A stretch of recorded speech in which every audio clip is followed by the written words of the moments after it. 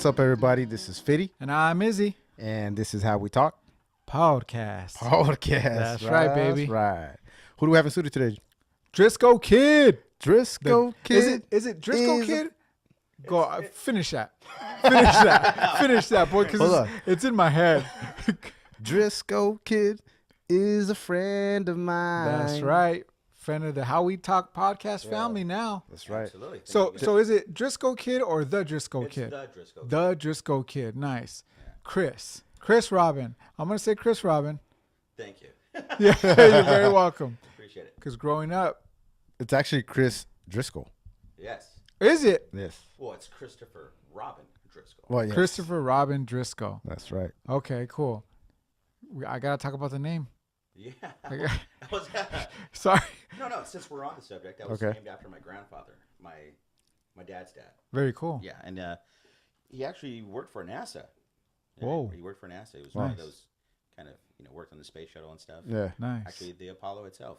Oh, wow. What? Yeah. That's crazy. Grandfather did. Yes. Okay. Grandfather. Oh, shit. Oh, right on. Yeah. So, okay, you're named after your dad or your grandfather. Cool. Yeah, not after Christopher Robin. Not after the poo? Nope, not after the poo. The poo. Not after the poo. Growing up. Everyone wrote it off as if I was. Yeah, of course. Man. You know what? Growing up, I was just, who were we talking about? I don't know who I was talking about, but boys, I forgot. I think it was a podcast. It had to have been a podcast. That's all I listened to. That's how you listen to But they said, boys, when we're young, we're mean. We talk shit. Oh, harsh. That's what we do. It's like the passage, passage. What do they call it? the rite of passage. The rite of becoming passage. a young man Becoming, or a young boy. You got, some people call it the dozen, the dirty dozens. Yeah, for sure. Right? The dirty dozen? Is that what they call it? No. I don't know about that. The dirty dozen something else. Is it really? I think so. That or just pay your dues.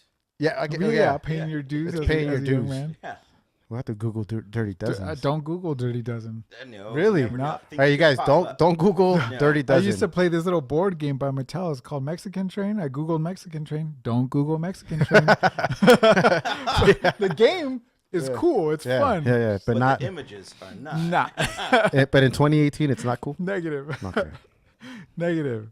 Oh, I was made fun of a lot in elementary school because just for the record, I was born on Wednesday, July 12th, 1978, in the city of Monterey Park. I was born at Garfield Hospital. Went to Inez Elementary for kindergarten. Then I moved to Whittier in 1983. Mm-hmm.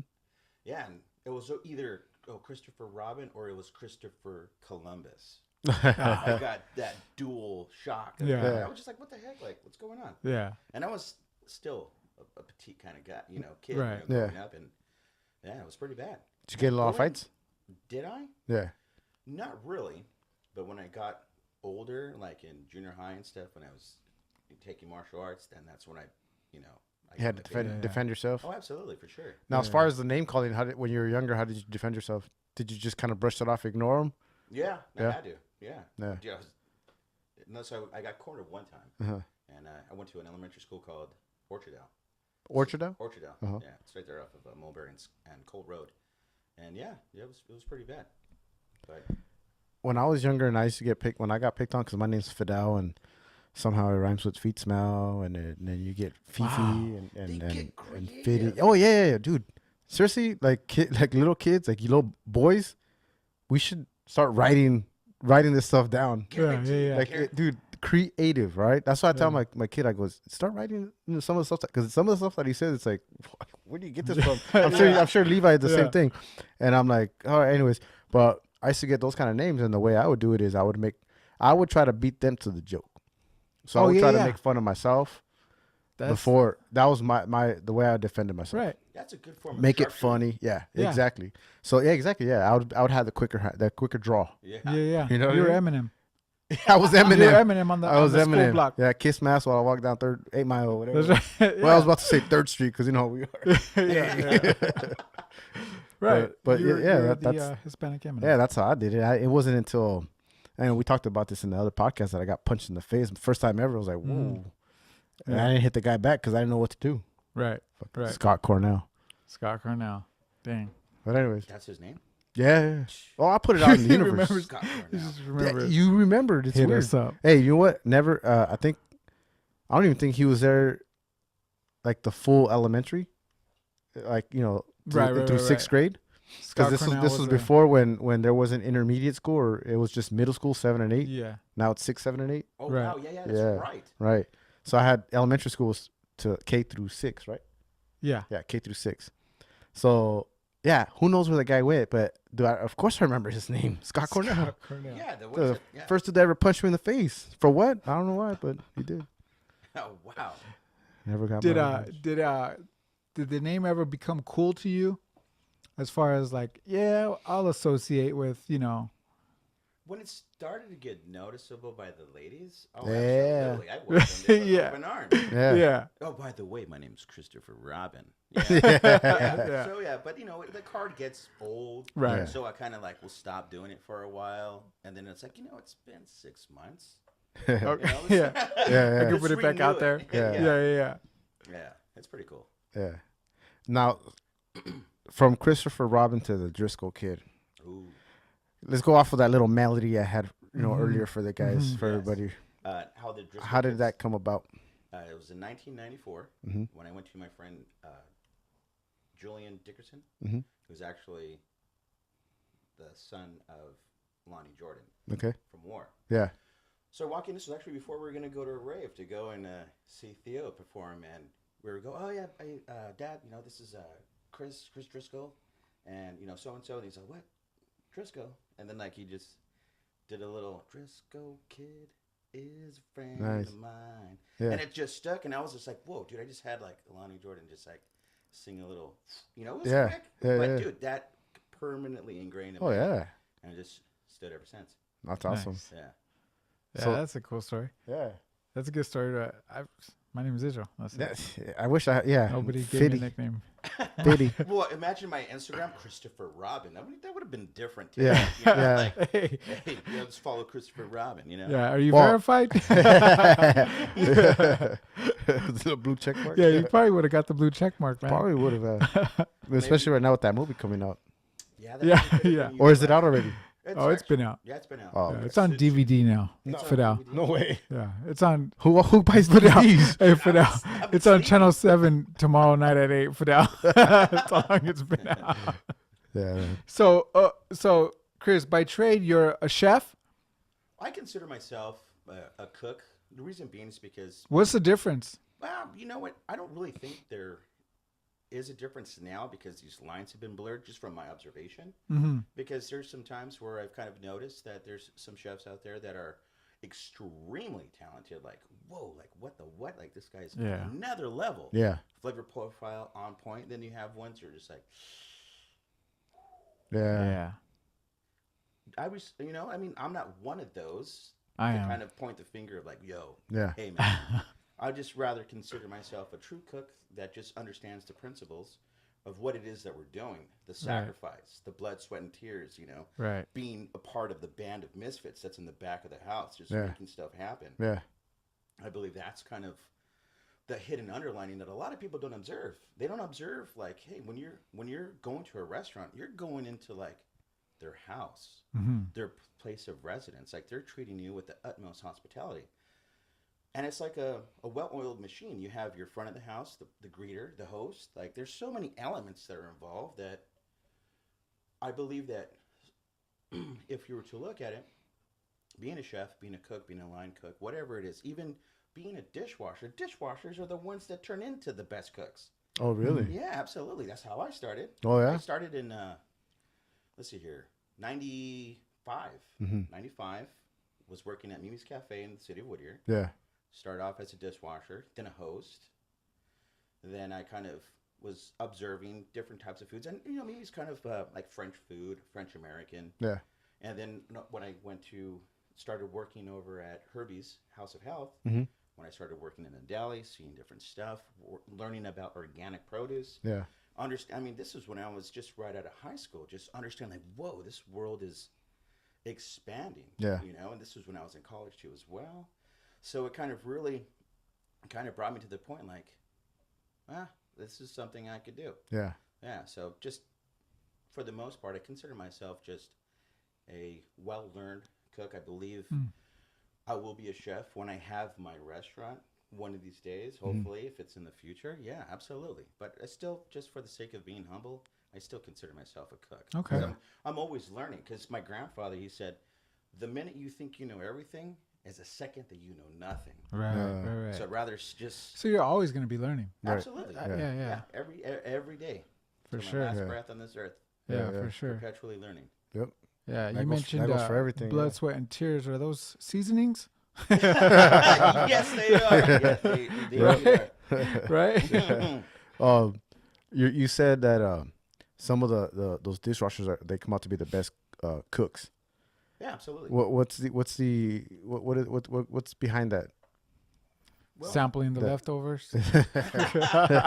no, I believe it's because they're in the backdrop, but Observing everything or absolutely listening? observing, Smelling. being attentive. Yeah. Understand? Because normally when you're a dishwasher, you're working in a dish pit, you obviously work the fryer, maybe do a little prep, and then you understand your different cuts, and you slowly and gradually start picking up all, the get up, and then all of a sudden they're like, hey, you know what? You kind of, you picked up your speed a little bit, so Yeah. let's move you to the line. Let's Right. move you to, different stations or whatnot. And it's a good way of learning, because you're working your way up, Yeah. and Yeah. my a friend of mine, Salke, I don't know exactly where he worked up, but he won one of the cooking shows. I don't have it offhand. Please forgive me, but he started off as a dishwasher, and now he's running the show. Oh, okay. Oh, absolutely. Yeah. Wow. Yeah. There's a lot of people I believe could, chime in and be like, hey, that was me. Right. Yeah. Right. So I think the reason why is because there's a sense of reverence when it comes to being in a dish pit, and now working your way up, where you're just like, Right. wow, like now this is my show. I'm the quarterback. Yeah. I'm Yeah. the one that's kind of delegating and Right. stuff. But yeah, I think that's It's kind of that, like, I've been there, now I'm doing that. absolutely. That feeling. And there, I believe, associated with that achievement comes a very good, healthy level of humility, Right. where they're not just like, oh, bam, bam, bam, bam, just Right. like shooting at the feet, like, dance. Right, right, There's- There's more like, hey, there's some gracefulness in Mm-hmm. there. Hey, this is the reasons why I'm telling you to cut it this way. This Yeah. is why I'm teaching you how to fabricate Right. the animal this way, because there's principle behind everything. It's not just an arbitrary, like, hey, we just do it because it's bam, bam, bam. Right. No, there's a structure behind everything. Mm-hmm. Yeah. You've ever worked in a restaurant, Fidel? At Burger King. Oh, yeah? Okay. At Burger yeah. King, and I worked at Little Caesars inside Kmart one time. Okay. I said one time because it was like 2 months. Hey, there's Oh, nothing yeah. wrong with that. There's nothing. No, wrong No, with no, that no, at all. not at all. But I'll tell you this: like you said earlier, when you're working at, I think, what was it? You just said it right now, at Herbie's. at Herbie's. Yeah. And you said, hey, I think I could do this. Yeah. Now, when I was working at Burger King and I was flipping, doing the grill. Well, Burger King, you don't really flip anything. You just put it Right. on this machine and it kind of drops, and then Yeah, you I catch was it like- with the bun. And then I said, I can do this. That's what I said. I remember that because I said, I can do this. Yeah. And I did. I started, doing the cook thing for a while. But do I want to do that? Right. Okay, so that's where it comes in. Is where does a passion come in? Because anybody could do something. Anybody could learn how to do it, and they can do it. But it's a passion. I think the best chefs have a passion for food, a passion for cooking. You know what I mean? Like, for example, these spices right here. Somebody will look at them and just be like, all right, let's just sprinkle some of this and some of that. But someone that's passionate about it will get it, taste it, and know exactly what to do with that. Absolutely. You know what I mean? I don't think you can dig the hole any deeper on that. Yeah, Yeah. that's exactly right. For sure. Absolutely. Where did the passion come in for you? Was it at that Herbie's or was it? The passion actually came in after Herbie's. I left Herbie's, I believe, in 2004 or 5. And that's when I started working at Whole Foods. Okay. I went to Whole Foods, and that was a very, very good eye-opener, because I learned a wide array of produce, everything going from avocados. This first time I tried durian. What's The durian? fruit. I've never Yes. even heard of that. Really? Durian, it's No. from like the Micronesian islands, like Malaysia and Burma or whatever it is, but it's like the most intense smelling. Super intense. Yes. Really? You can't even fly with that. I heard a story of there was one in somebody's room, and they they called the cops because they thought it was a dead body. Bad. Yes, dude. So Yeah. it doesn't taste good. If It's an acquired taste that is mixed with something else. No, it's that channel that's in your nose and Yeah. your mouth. If you keep that closed where your senses of your smell Mm-hmm. is not there, Yeah. it's easier to enjoy. Because when I did it, I mean, well, put it this way: I got hazed when I was working at Whole Foods. I started off in produce, Yeah. With durian. and what these guys did is they cut an end off of an artichoke, Yeah. and they were just pretending, "Oh man, it tastes like sugar cane, so good." And I'm like, "Really? Let me have a slice." Picks up like a good half-inch stem of an artichoke. Put that in like if I was gonna chew it like if it was gum. Yeah. No, it wasn't. It ruined my whole taste buds for the rest of the day. I was just like, well played, gentlemen. Yeah. Well played. Yeah. Yeah. But durian was cool. Durian, I was able to take it, but that taste was there for quite some time. Yeah. Would I do it again? No. No. I Yeah, wouldn't do it again. I'm surprised you've never heard of it. No, but where else would you use durian, or how would you use that? Well, it's like a custardy kind of consistency, Mhm. and I actually, you know what? I'm not too sure on how. I mean, normally it's just like just eaten as is. Oh, really? Yeah. Like an apple kind of thing, or I've actually never seen it prepared as a dish. Well, first of all, I wasn't searching for one for that. right? Yeah, you know, I think I'm gonna have to. Kind of like someone would eat a grapefruit for breakfast, you know? Oh, Like, yeah? That's how you would eat a durian. Oh shit! Just out of the, Hey, well played, Izzy. Nice. yeah. Huh? So, Interesting. but the smell. The Yeah. smell is interesting. Trust me, when you get close to it, like, aha, Yeah. there's durian. Durian. You've never seen one? I don't. I'm not sure if I want to. But you'll Oh, okay. know. You'll know if you come across it. You'll just be like, I don't know what that is. That's durian. If you're in the exotic fruit aisle. From the smell, I just think from the smell. that scene in Boys in the Hood, like when they're approaching the dead body, I think they put a bunch of durian under it. Yeah, yeah. Oh man, Prop smell. you want to get that natural reaction from the actors. So so Whole Foods. Yes. What comes after Whole Foods? After Whole Foods, that's when I got into the construction industry, actually. Oh yeah, I see Yeah, some was of those it- hard hat Yeah, hard hat yeah, pictures. Chef hat, hard hat. Chef hat. That's cool. Yeah. That's when I started to. I got hired, I think around 2009, right when I met my wife. Well, actually, reconnected. When you reconnected, because you Correct. say you've known her for 26 years, 26 right? years, yeah. Dang it. I started to learn to become a fire stopper, a fire stop technician. Yeah. And for those of you who don't know what fire stopping is you have different stages, you have phases of construction. You have your concrete work, your iron work, your mechanical, HVAC, electrical, whatnot.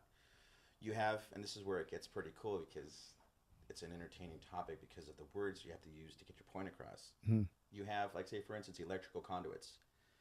It's called penetrations because they go through a rated wall. Yeah. You have your Jimson board that's either rated a hour rated wall. If it's 2-layer, it's a 2-hour rated wall. Mhm. So if you drill a hole in there, it's compromised because the Right. rating's no longer.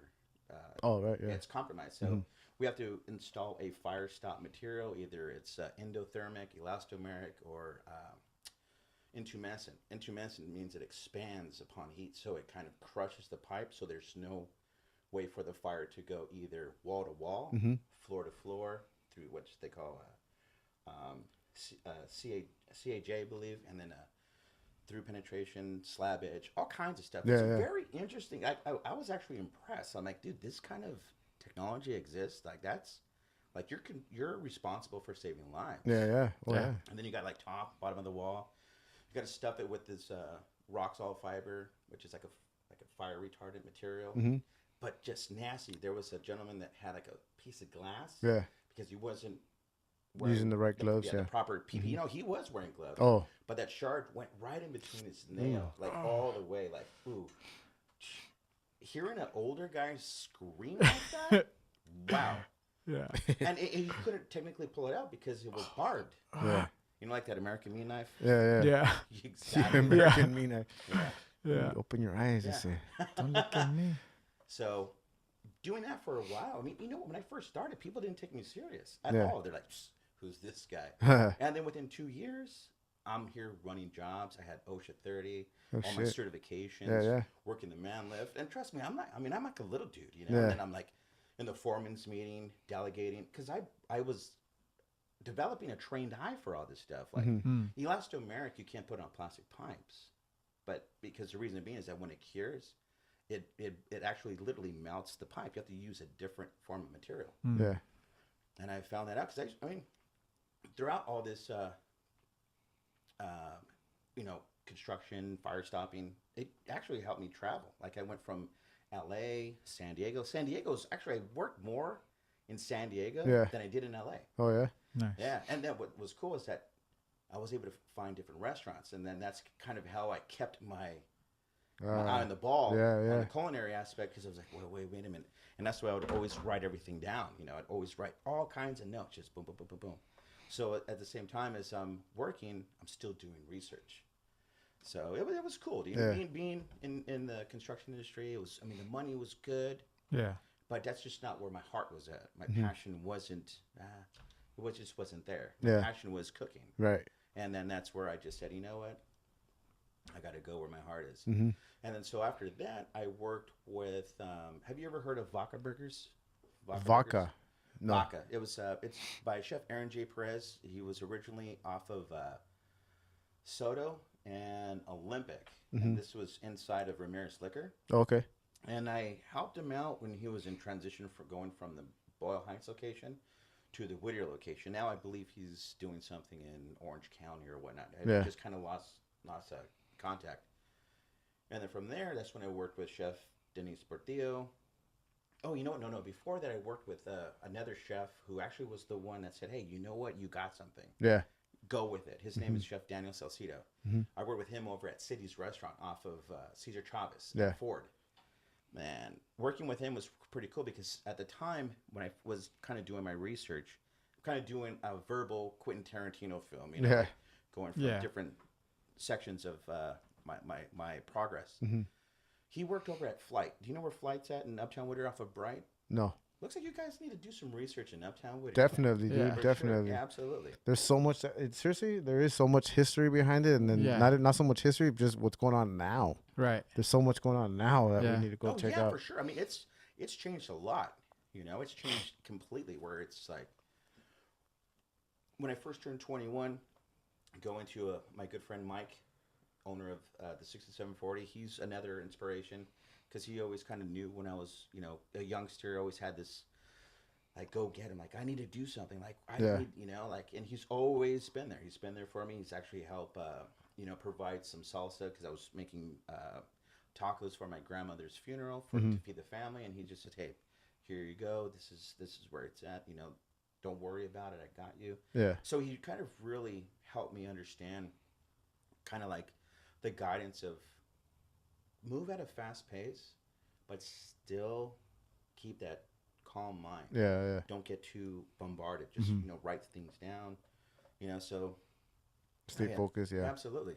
And then when I met Daniel Salcedo, he was over at Flight. Flight was a very good tapas bar that was. It really turned upside down Uptown Whittier. Yeah, it was like West LA and Whittier. And I fell in love with the papitas, which was like Peruvian purple potatoes. First time I had like garlic aioli, like all these new things were just like, what? This is how it is. Like, I love this. This is now it's time to play ball. There you go. Yeah. And I was able to work with him over at City's Restaurant. Now I believe he's working at Pearl's Barbecue, which is right down the street of Gorilla Tacos, where I used to work, you know, with Wes Avila. And he's just like, he's very proud. He's like, hey man, you know what, dude, it's awesome. Like, I working side by side. Yeah. Who I was looking up to him like when I was, you know, my mid-20s, and now bam, it's like, yeah, dude, it was a very good feeling.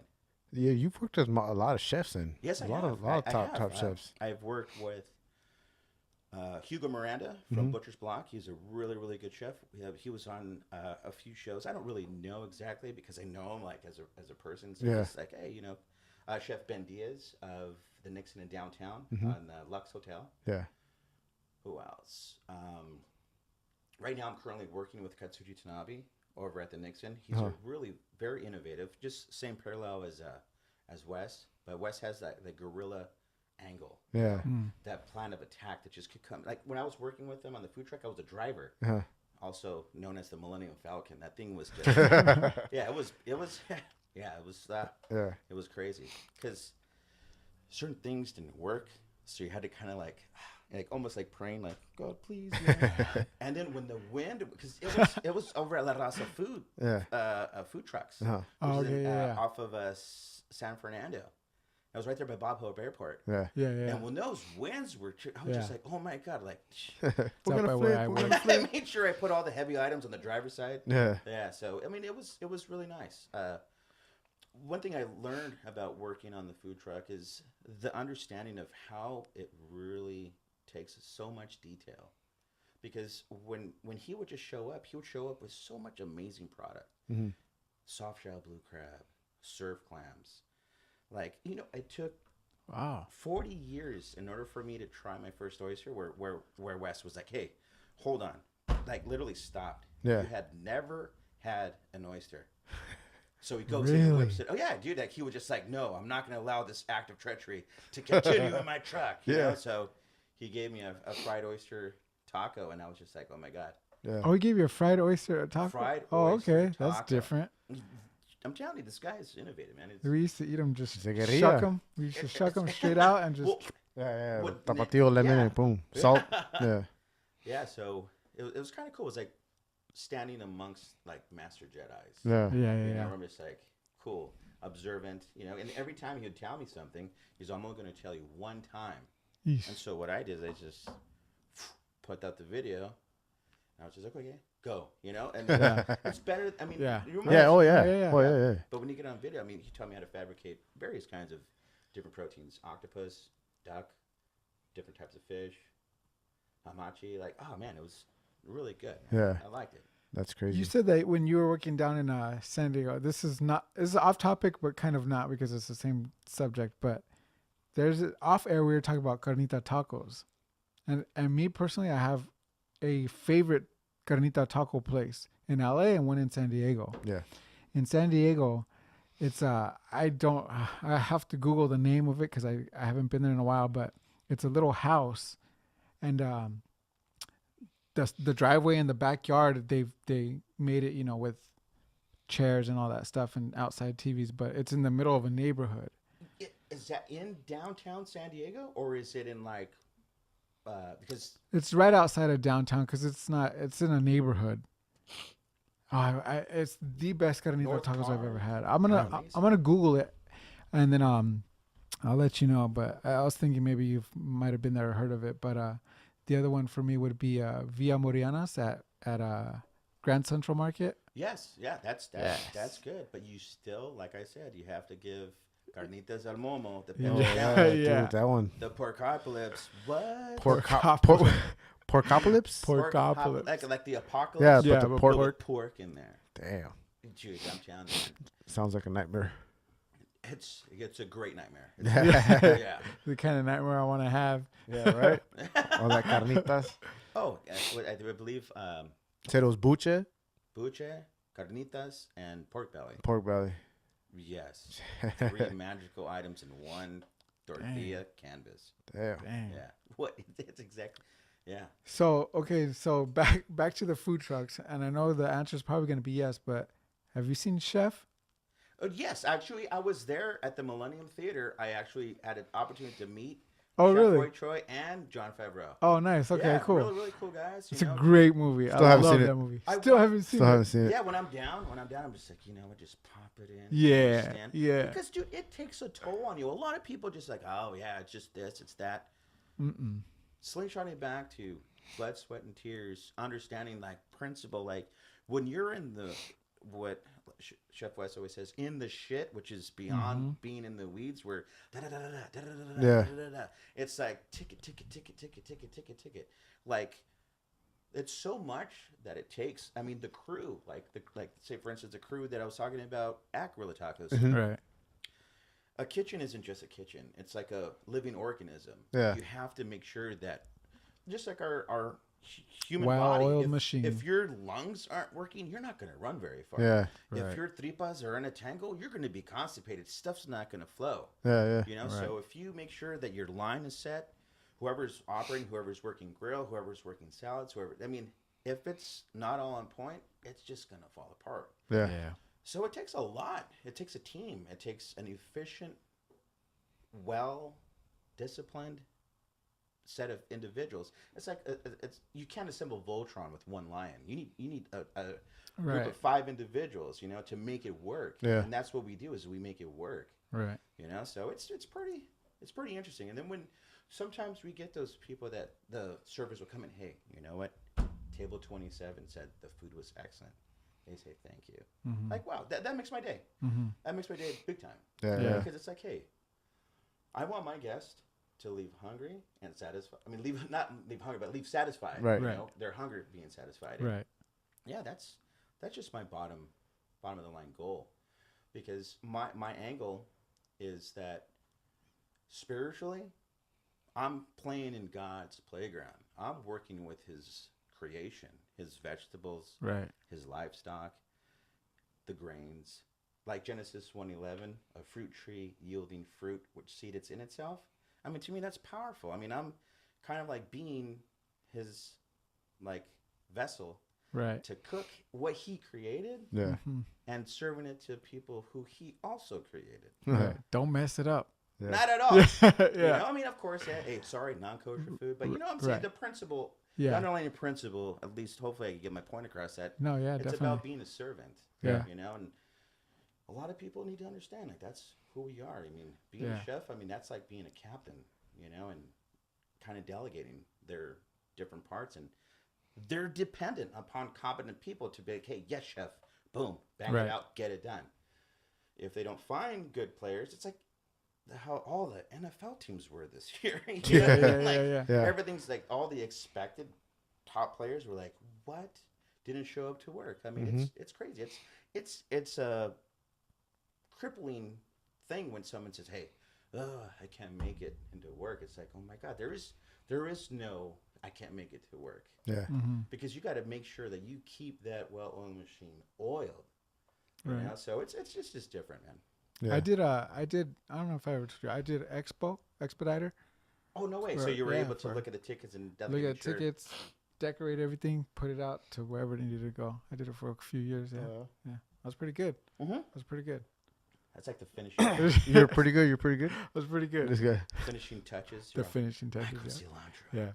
Yeah. You know, I did Salt Bay before Salt Bay was Salt Bay. that dude. Hey, my friend actually went there and followed his Instagram story. He's also a very he has a good influence on me.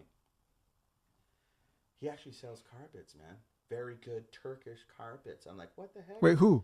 His name is Nurset? Huh? Nurset? No. Oh. No, his name is Imad. Oh, okay. Daldu Incorporated, INC. Oh, wow. Dude, you gotta check it out, dude. Him and his brother are just classic. It's just like they go out and they chill, and they're also very informative with what they're doing. Like, hey, this is the process. Yeah. This is the hard work. This is Yeah. what it takes. These guys are in Turkey, Istanbul, Dubai. I'm just like, what?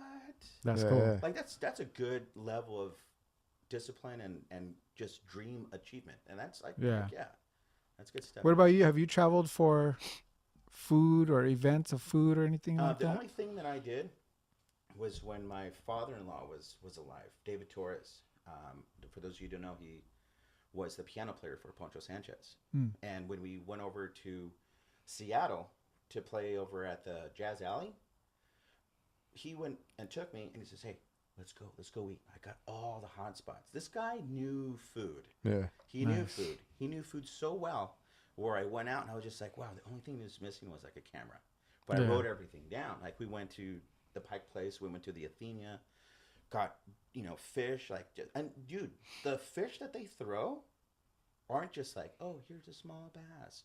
Huge fish. Yeah. Like half of, like a more larger than a toddler. Boom. Yeah. And they bam, like you hear like slap, like boom. It's just, it's a high energy spot. Yeah. I actually had a caramel macchiato at the original. At the original Starbucks. Yeah. Go Yeah. right on. Yeah, you know, it's true. I mean, not to foreshadow Portlandia, Right. but I felt like I was in the 90s. I'm not gonna lie. Yeah. Like, I'm just like, wow, dude, like they really love Nirvana here. Yeah. And then I went to, he showed me this Rock and Roll Hall of Fame where they had a hologram of Jimi Hendrix performing. Yeah. And What? That's cool. they had like it's in Kurt Cobain's diary or whatever, little notepad and his clothes. Like, it was like, what? Sci-fi, everything. I was just, man, he really taught me a lot. He really taught me an ambition. Yeah. And it was really a bummer to lose him. Yeah. Yeah. Yeah. Wow. That's But cool. Yeah, that's the only traveling. And I did, San Diego. I went to Blind Burro, a couple spots. Up north, as far as I've gone, was just LA area. Yeah, just my wingspan so far is Seattle and North LA. Yeah. That's something I wanted. I've always said I wanted to do, because like lunchtime, at work or whatever, it's always just like Jack in a Box. Yeah, something quick. Somewhere quick. But I'll pass these. Like the other day, I passed this line. I'm like, good Lord, the line's always long at this place. It's called Dave's Hot Chicken. And I guess I looked it up on Instagram, and it's like popping. Yeah. Really? Where's this at? I don't remember. It's like off of Figueroa or something. And I'm like down like Koreatown area, like 62nd, 63rd area.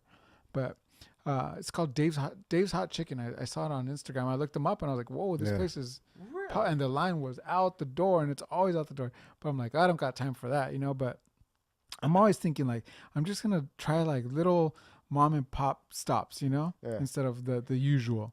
You know what I always think is, in the middle of the day, who the hell has time for that? For real. Like, what do you do? Like, For what do real. you do, You guys don't man? got jobs? Yeah, like, There's probably executives just going in. yeah. Or Like, scouts going in and Yeah, that's true too. I always think like writers, actors, producers, like that kind of stuff. Like, Yeah. Yeah. So speaking about hot chicken, have you ever been to Howley Ray's in Chinatown? No, but I've heard that of sounds it. familiar. I've yeah. heard of it. Dude, yes. Just keep in mind, those who are listening, when they say level 1, 2, 3, 4, Right.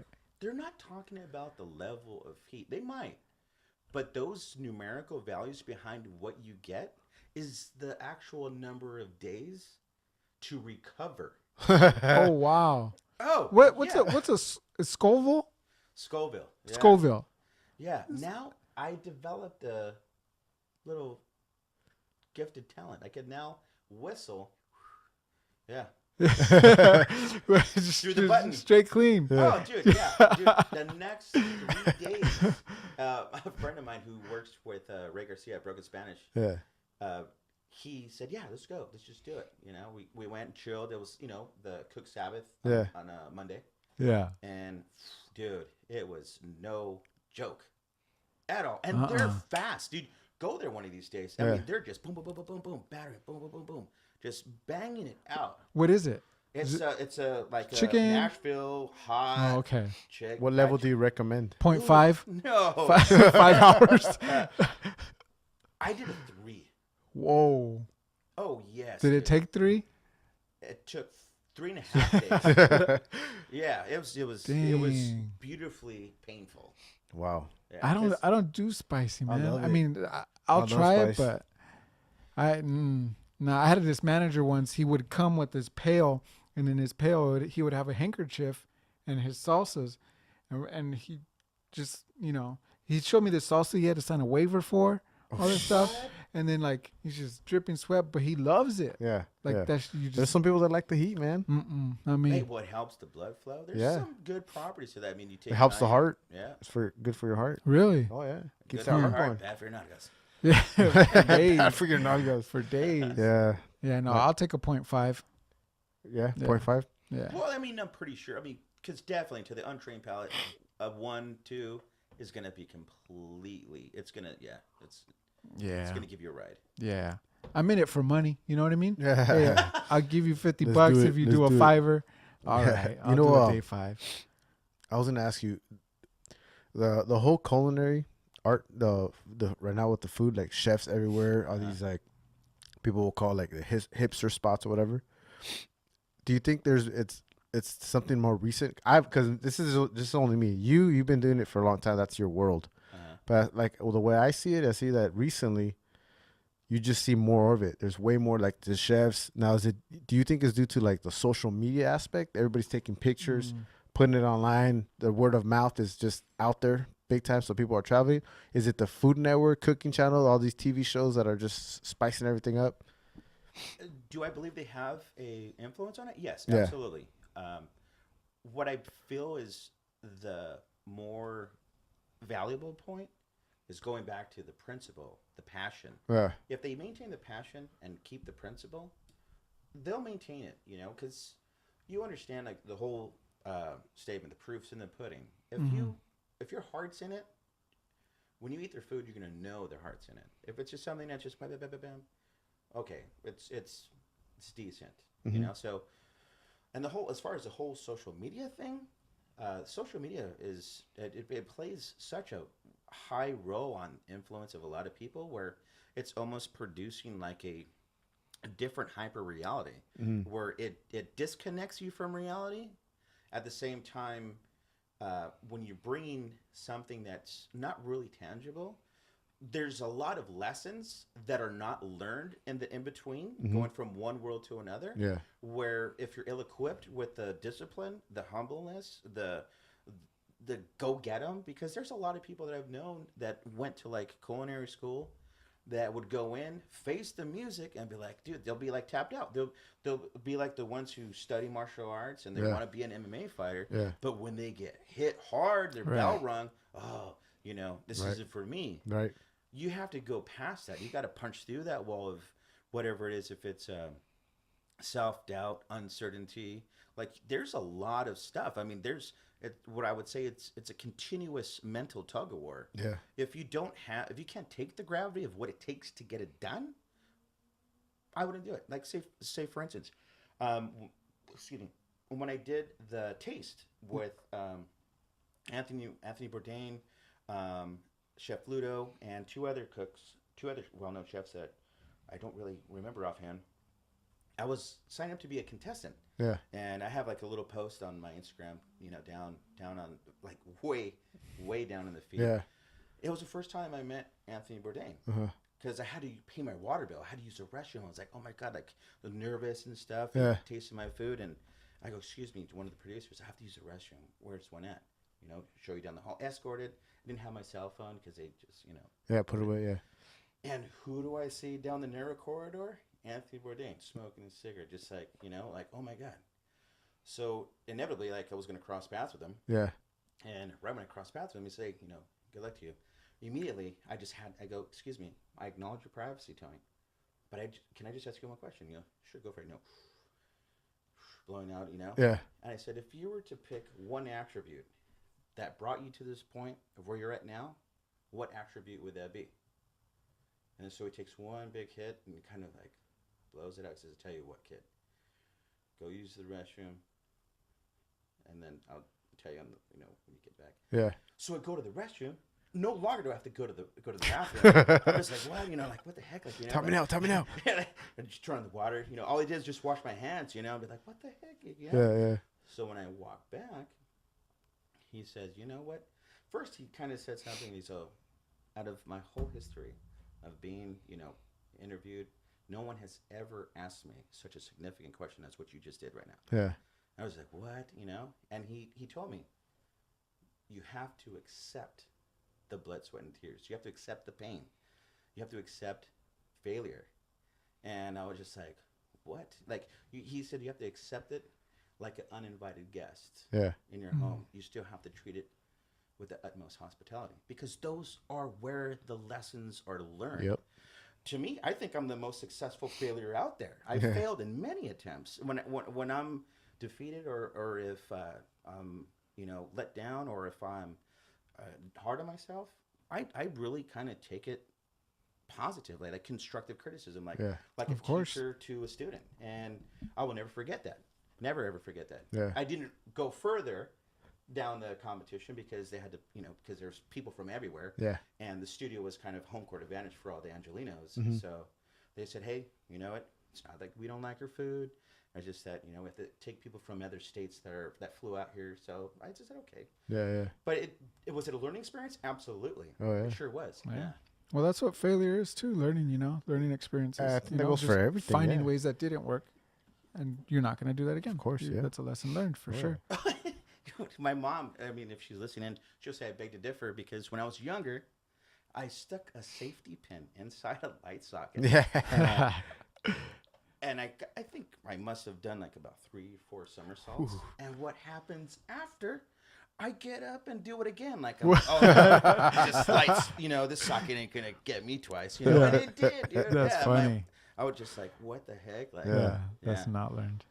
Yeah, but it learned the second time. Yeah. The second time's time the for charm. sure. So he went on to social media, and we talked about this off air, the importance of Yelp. Ooh. So I didn't want to say this off air because I wanted to say it for right now. I am a Yelper, a critic on Yelp, but not a very good one. Oh, you're that guy? I was just gonna tell you about those guys. All the guys. I'm the guy that if I don't like it, it's gonna be known. Move on. And it's not just the food, because you mentioned it too. It's the respect, it's the service, it's the hospitality, it's everything that gets tied into my reviews on Yelp. So it's an all-inclusive review. Yes. See, that's different. A lot of them, when it comes to a restaurant, it's all one-sided. Yeah. No. Yeah. No. It's everything. It's all the, it's the experience that gets tied into my review. Oh, no. I'm not talking. I'm just saying from the observation of, because I tried to be a Yelper. And I'm like, I'm not liking this at all. Yeah. Yeah. Okay. That's like you witness your Theo cheating. You're like, no. For me, it's like it's a the old term like snitches get stitches. Yeah. For me, that's what that is. Like same underlying principle. Yeah. It's like just whatever. Move on.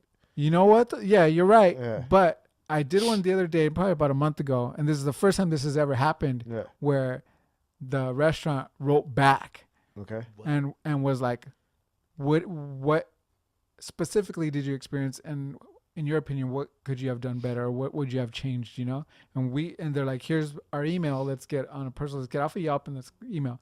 And we emailed for a while, man. Yeah, it was pretty cool. It's pretty good stuff. You feel better though? I feel better. That's good. Yeah, but no, I felt better writing my review. Yeah, because it's honesty. Yeah.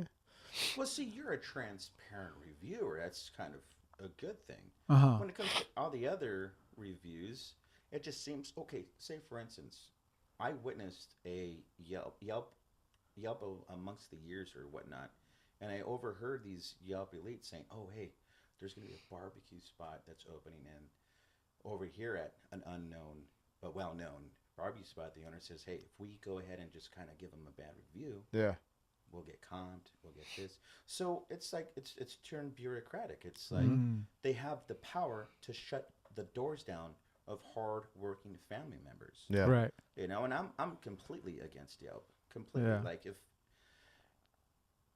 maybe for plumbing services, electrical services, because it's a service for a one-time thing. It's just about a job. But when it comes to a restaurant, there's so many factors that come into a restaurant.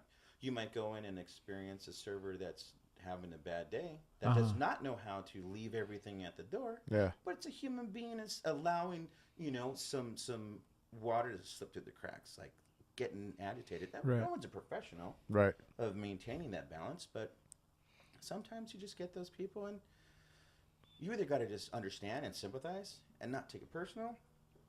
Odds are, if you're transparent and you bring it up to the manager's attention, maybe you get comped on a dessert or your first round of cocktails. It doesn't. I'd rather have it neutralized then and there than leaving and wait till I get to my keyboard and unleash like the Super Saiyan of my review. And that's what I was getting at, is like just because then to me it's like, oh, you're the guy that goes, someone pushes you and then you just go, you walk away, you turn around, you're like, that motherfucker, and then you go snitch to the teacher, right? Take care of it right then and there. If I'm trying to teach my kid right now to defend himself, learn how to defend himself, right there when like the teacher's Uh-huh. writing him up for something because she thinks he did something bad, Uh-huh. and he's like, I didn't do it. And I'm like, well, then defend yourself, stand up for yourself. Right. Absolutely. And then Right. he has to wait till he comes home, and he has to give me the reason or excuse of why he got written up. Right. No, stand up for yourself right then and there. Fix it then, and don't wait until you get, because she might be like, all right, never mind. I'm sorry. Yeah. You're right. Yeah. Then when know what you I get mean? home, we'll talk about how you defended yourself. Yeah. Yeah, that's cool. See, so that's how I see with the Yelp. That's why there's been many times dude, where I've gotten been treated bad, but again, bad day or whatever, and I get so upset, and I'm like, and I tell my wife, I'm gonna write a Yelp review, and I'm gonna write a Yelp. I'm so pissed off, and then I get home, I'm driving, and I'm just thinking about it the whole time, and I'm like, are you writing this down, babe? You writing this down? Everything I'm saying, right? I get home, she goes, did you do it? I'm like, nah, it was cool, just exactly. They had a bad day blew or that steam whatever, off. it's cool, whatever. I still ate the food. I still paid for it. Uh-huh. And then I tell her the same thing. I should have said something right then and there, and I didn't. Yeah. Wow. And there's times when I have bad service. Buffalo Wild Wings. Oh, I'm on that Buffalo bench Wild tomorrow. Wings in I'm gonna put them out there right now. Is it Don't Brea? say- In okay, Brea. sorry. Buffalo Wild Wings in Brea. Mike's Yeah. La Bray, Puente. you're letting me Yeah, down. those guys, dude. I like Buffalo Wild Wings. Who Some was of it? them. Who was it? But we were up there. Dang. We got seated. We were gonna go to the Brea Improv, right? Uh-huh. And there's a time frame here. You got a certain amount of time until you can go Oh. watch the show. And we're like, all right, cool, we got this. Go to Buffalo Wild Wings, get some. Everybody just get wings.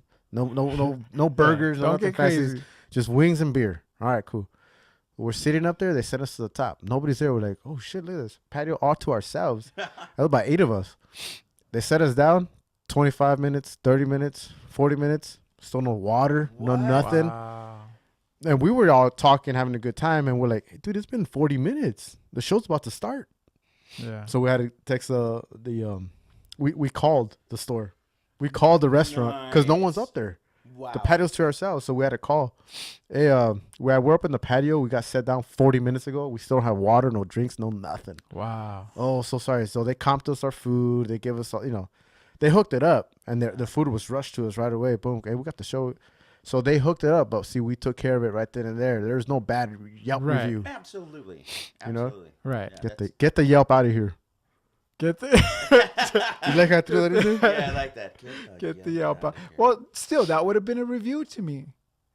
Yeah, but why? Yeah. I Maybe a guess. good review. Yeah, maybe. Oh, because they took care of it? That's a Yeah. personal, like, self-invented Create a blog. solution. Mm-hmm. That's good. What since we're on that subject, you have an opportunity when you're in the front of the house. When I was working at Starbucks at a time, it's in your power to nullify and elevate the negativity in real time. There was a girl. At the moment. We switched over positions where I was working on the cash register, and I went onto the bar and make drinks. I made a drink, and there was this girl I noticed just like, looking at her watch and just like, what's taking so long? Like, and then she comes Right. like, excuse me, ma'am, may I have your name, please?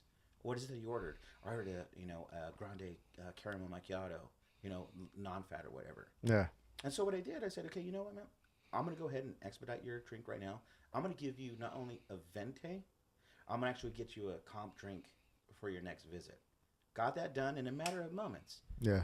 Once I provided that to kind of put the fire out, she came to her senses. She says, you know what? I do apologize for my attitude. I'm on crunch time. I have papers due. I got so much that's on my plate. I apologize. But thank you very much. That alone speaks volumes in the customer service world. I mean, if we were able to initiate real-time responses like that, or have people trained as far as management is concerned to help put out fires like that, things will be a lot easier. Yeah. And we won't give Yelpers any leverage to kind of, call us out on. Yeah. Right. Yeah. So. And to go off of that, there's another thing about that. Like, there's no one communicates that way anymore. Now it's just black and white. I'm mad, and I'm gonna let you know that I'm mad. Yeah. I don't want to. I'm not gonna solve it. We don't want to. There's no more room for solving it. I just want to dispute. Yeah. Yeah. You know what I mean? And there's something terribly wrong about that with our with the whole society right now. where no one wants to do that. Right. There's no more communication like that. Right. And now it's just, I'm pissed off. I'm crossing my arms. And I ain't having it. Because I'm right. Because I'm right and you're wrong. And they got that Boston bad boy, you know. Yeah. Yeah. Pit bull stance. Right. Right. And yeah, that's right. that stuff needs to change, man. For real. In order for us to change and refresh, just like we're talking about it, right? Yeah. Everything needs to kind of reset. You know, unfortunately, something really bad has to happen before that, before it gets that reset. and that's you know, what will hit happen. that reset button. Well, in order for it to affect the masses, it has to get to that level, because if it doesn't reach the mainstream, or if it's not like World Star recorded, Right. that's where we're at the whim of uneducated collective. And what I say, I've got to be very careful. You have people that just somehow are disconnected. They don't have that grounding. Being raised in the 80s, a part of my childhood was having a daily dose of gravel pie when I was skateboarding. Right. You know what I mean? Like, Yeah. that was like daily intake, slamming and getting my teeth chipped off of a, 360 kickflip to handrail. Yeah. Yeah, I mean, you pay your dues. Now, I was over getting my hair cut, and I see this kid with holes in the knees, with baby skin knees with 0 scars. Well, you did not earn those holes in your knees, kid. Right. I didn't say it. I didn't call him out on Right. it. But in my head, I'm just like, dude, He this bought guy him that has way. no Yeah. idea. Yeah. We have a society that are tricked by trends, though, dude. I mean, it sells, that's just the kind of level that they're allowing to be influenced by. Yeah. Right. I think that's very dangerous. Right. Yeah. Like slingshotting back on what you said earlier, when you said, what's the reason or what is the excuse? There's two different. Yeah. An excuse is kind of like fabricating. Hey, this is my excuse. But an excuse could easily be overridden by this is my reason as towards why. Right. So, I mean, to the untrained eye, that'll go unnoticed. But once you apply those, it's like, hey, because the truth is always going to outlive the lie, guys. Yeah. That's Yeah, one thing that's I for noticed sure. Oh, yeah. yes. And parents are good at that. Yeah. Tell They got me the that. truth. And then they barricade you in the corner right there by the stove. Oh yeah. Yeah. I always tell my son, I go, look, the truth is eventually gonna come out. It might not be today, it might not be tomorrow, it might be in a year, it might be in 2 years, but it's gonna come out. The longer you wait, the longer it waits until I find out the truth, the worse it's gonna be for you. Yeah. So just Gonna let's build get up with it on now. And then he just looks at me and spills the beans. Yeah. But you got to get him used to it, because it's like, look, there's you don't benefit anything from lying. Look, there's fibs that we say, like, he's got your hat. Remember that Chris Rock? Yeah. I'm 25. Those are fibs. That's fine, but like when you're trying to teach them, you got to teach them, try to teach them right. And Yeah. For the sure. fibbing. Not to cut you off or anything, but coming to a close on this episode, I wanted to talk about these because I was Oh, yes, absolutely. I wanted us shout outs also, because we haven't given Absolutely. a single shout out. No. Well, Yes. somewhat. Dude, these tortillas, can you smell them? No, dude, Dude, my I nose could. is all Oh, messed up I right know. I now. was gonna say, dude, it smells really good. But these are seasonings, right? Correct. These are spices. From the what was it? Spiceology. Yeah, Spiceology. It's chef owned and operated. They grind everything per order. So it's not like, when you get spices overseas, it's already ground and shipped out. It compromises freshness. Like, for instance, this espresso chili, if you want, pour some in your hand, and you can tell that. I saw that earlier. I was like, espresso chili. Yes, that just dude. sounds cool. And then this one's a very cool one. This one's Kendrick Barbecue. And he's also on Instagram. You got to check his stuff out. His stuff is really good. This is a charcoal beef rub. And my favorite is the chili lime. And then also, if your listeners, for their first time purchases, for their checkout, use discount code the Driscoll Kid on your first purchase. Is that an exclusive for the? It's exclusive for this Boom. taping. Boom. Nice. Absolutely for this. We'll put So that what's the code? It's the Drisco Kid. The Driscoll Kid, Yes, all one on word. checkout on the discount code. And At spiceology.com. Speciology.co. .co. Okay, .com, cool. Yeah, .co. Yeah, and then right here is Kernel of Truth. My friend Rick, Daniel, and Cindy, they own this company. It's over in Boyle Heights. This is probably the best tortilla. Heat it up, little butter, and a little sprinkle of salt. Yeah. Ooh. Yeah. Oh man, this is way better than tajin. Guaranteed. Dude. Oh, man. I'm telling you. And these guys, I'm telling you. No offense to tajin. Sorry, if you guys want to sponsor. See what I do is, because I mentioned my brother-in-law off air being he should be a chef or a cook, but every time I taste something, I'm like, what's in it? So this is literally everything that's in it right here. The item alone. That's pretty cool. Well, I'm trying to think of what I taste, huh? That's what mix is that? That's the ancho? The chili lime. Chili lime. Oh yeah, that's my go-to. As you could tell, it's almost empty. Yeah. Dang, that's good. Now, most of these all these are used for cooking. Oh, absolutely. Yeah, for sure. A lot of certain friends of mine that are bartenders, they'll use their lavender. They'll use all their other spices to use around the rim to add a level of gravity to their drinks, because it really adds another level of flavor. Yeah. Do you use any of them as rubs? Absolutely. Yeah. I use the charcoal beef rub. That's a really good one. It's nice to use on a New York or a ribeye, or if you want, use it with a good, nice beef brisket if you're going to smoke it. Yeah. Yeah. It's the periodic table of spices. It's just, I always use the hashtag the spice must flow. Yeah. You know, because I have yet to taste its equal. Blows away Spice Hunter, blows away Larry's, blows away a lot of these up and coming, because just for the simple fact it's chef owned and operated, and they grind it fresh. They do it per order. Yeah. That's cool. And these IPAs right here, those are from Sarah's Market. Sarah's Market. Yeah, right. Sarah's Market, and shout out to Sarah's Market. Absolutely. City Terrace, Boyle Heights area. Yeah.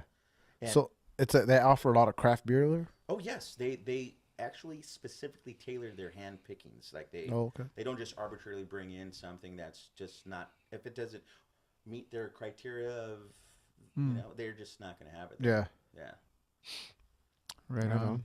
And all these are well, it sounds like they're all LA based. But actually there's I have their, because I wrote it down, The wine? the Indie Brewery in Boyle Heights, that's their flagship. Oh, okay. Yeah. Their Del Rey. And then the Brewery Coffee Stout it's actually the first in its can. Oh, really? Yeah, absolutely. And then we have a Brewery West from San Pedro. It's a Brut IPA. It's like a champagne style. And then the Mango Beer by Novo Brazil, IPA with mango. And then this wine is actually raw. It's a raw wine. And if you turn it upside down and slowly twist the bottle, is where the fermentation is released, almost like a kombucha. And that's like an old way of doing it. Oh yeah. Yeah. See that? Yeah. Almost looks like the At an mother angle. web and apple cider vinegar. Yeah. It's really good stuff, and we'll try that after. And you can find all this stuff right now At Sarah's Market. Sarah's Market. Yeah, City Terrace. And they're also on Instagram as well under Sarah's Market. All right. Nice. We'll make sure. Sarah's Market on Instagram, City Terrace. So Spiceology at spiceology.co. Correct. And also Spiceology on Instagram as well. Okay, cool. We'll make sure we tag all this stuff too when we. Yeah. And For sure. I do have a link on my Instagram to go straight through. Okay. And kind of like bypass and go. And your Instagram was The Drisco Kid. The Drisco Kid. Drisco Kid. Very cool. Very cool. Were you always into cooking and? Oh, absolutely. Yeah, I was raised with a Yang Can cook, the Frugal Gourmet, all the founding fathers and the ladies out there in the culinary scene, with watching with my mom and seeing my grandmothers cook, and my mom and dad my dad is actually a great grill master. I mean, he knows how to grill. Like like I love grilling. I'm no master, but I love grilling. Yeah, dude, he's been doing it since I've been born. I was just like, what? Like, all my friends back in the day would just be like, dude, your dad's the chicken, the ribs, the tri-tip, the briskets. It's like, I've learned a lot. I mean, I should kind of give them a little bit more credit that my mom, when she had my sisters, I had to start cooking my own meals when I was like 8, 9 years old. Damn. Yeah, that's cool. That's how I mean, that's how I was. Yeah. You know, Right. back then, like, hey, no, Mijo, you know what? Yeah. This is how you do it. Yeah. Yeah, we cuddle our kids way too much nowadays, right? Yeah. Trying to hold their hand through everything. Well, we didn't have a microwave until like '94. Yeah. You know, we were, you know, my dad was a hard worker, and we didn't really have a lot of stuff. And the first time I had a Nintendo, I was just like, what? Like, yes. And all we had was Duck Hunt, Martin Brothers. And I had to borrow it, Psych Bike. You know, Psych Bike? Yeah, Excite Bike. Heck yeah. Like, that was just the best. I mean, coming back from school, you know, 5th grade, you know, just... Excite Bike. TNC Surf? Absolutely. Oh, yeah. Heck yeah. I wasn't much into games, man. I cheated all the time. With like Duck Hunt, I would just get up to the TV and Get just all close? That's how I did. Do you remember Captain Power by any chance? No. Where you popped in the VHS and they had like a little gun. It was a form of a ship. Oh, Never really? heard of No, Captain I've Power? never. Wow. Okay. Captain Power, huh? Captain Power, yeah. Damn. What was that? It was something that was very high tech in the 80s. It was based on, Wow. you know, like the laser tag with the, Yeah. I guess, infrared. You're right. And certain ships would have like this glowing light, and it would shoot a laser, and it would like, it was the same, almost like the same technology as like Dungeons and Dragons. Okay. Yeah. So, What was it called? Captain Power. Captain Captain Power. Power. That's Dude, crazy. you know what? I have not Googled it. I don't even know if it's on YouTube. But I'm gonna yeah, Google That might not have been in rotation for very long, huh? no, It's probably no. like the laser disc. Yeah. Remember that Yeah, big ass yeah. laser disc? Only your schools got left with those. Yeah. Yeah, man. Yeah, and then if you got shot at, it would eject you. Oh, really? That's when you died. Oh, It game would shoot over. Back, yeah, guaranteed game over. So Chris, Yes. you asked Anthony Bourdain to him a question that he hadn't been asked. I'm not going to ask you a question that you haven't been asked because I can't. I'm not profound like that. But what's something that you would? What would you want to leave behind? As far as a message to people who are in search of trying to do what you do or get to a certain level of you know, cooking or whatnot. I would hope to leave an impression that will encourage people to not only strive to be a good cook, but ultimately strive to be a good person. To understand that human interaction is precious. I believe that words are powerful. I don't hesitate to understand to be not only sympathetic, but to be passionate towards people. It's easy to be the same old, be angry, be reactive. I think it's best to be proactive, to understand where a person's coming from. And I owe it a lot to a lot of the books that I've been, you know, reading throughout the years, and different spiritual paths that I've been understanding. And I believe that when it all comes down to it, we're all human. Race is an illusion. Like what Bruce Lee says, under the sky and under the heavens, we're all but one family. And it's sorry. Yeah. Throughout my martial arts and understanding, Bruce Lee's way of Jeet Kune Do isn't limited to just martial arts. It's a way of life. Understanding things from the different chefs that I've been around and been very blessed to be around and be taught by, I apply the Jeet Kune Do philosophy. You apply what is useful, discard what might not be useful for you at this time, and then apply what is simply your own. And I believe in all aspects of life, that has to stand on the forefront. I believe respecting your elders, parents, even people in authority, no matter what, that's their principle. That's what they're paid to do. That's that's their purpose. Yeah. And I believe our purpose is to understand that there has to be equal ground. Look at, everyone wants to have their rights. Everyone wants to be respected. And in turn, if you want to have that same respect, show it to them. Right. You know, I think that's probably the best I could say at this time. Yeah. Hopefully, that's good. yeah. I couldn't have heard it any better. Yeah, no. That's perfect. That's what I wanted to hear. Yeah. I'm glad I was able to provide the biggest crap for the Yeah. All think- right. I think that's it. Yeah, Yeah, dude. man. I mean, Jesus Christ. I had man. a good time, man. It was great. Really Thank you awesome. for Yeah. coming on, man. Dude, thank you for Yeah. having me, man. Hopefully, this is just one of many, sit downs that we have with you. Yeah, for sure, man. sure. Maybe I could go over with my hot spots of restaurants out in LA. Yeah. Yeah. Oh, we definitely have to go check them out, man. 'cause- Yeah, They have to bring definitely. the camera with us. Yes, Yeah. For yes. sure. Do lives for sure. And man. then I was gonna suggest for you to just go live every once in a while too on your Instagram. Yeah, you know what? A lot of people, you're like a lot. I mean, yeah, I'll do it. Yeah, Okay. get once you do that first one, Uh-huh. it's like this podcast. You pop your cherry, Yeah. and it's just it's just gonna be All on right. and on. I'll and go on. live more. Yeah, for Yeah. sure. I'll do live threads. Absolutely. Nice. You have a Nice. big voice, man, and use it. Everybody needs to listen to it. Yeah, for sure. Oh, well, Yeah. thanks, guys. Appreciate sure. it, man. Thank you, man. Thanks, Yeah. man. Sorry. It's, Boom. Yeah, boom. Boom. Yeah. Thanks again, man, for being here. Yeah, Most thank you for welcome. your time. Once Thank you. again, the Drisco Kid. I'm Fitty. I'm Izzy. And I'm the Drisco Kid. See you later, guys. This is how we talk. Make it a good day.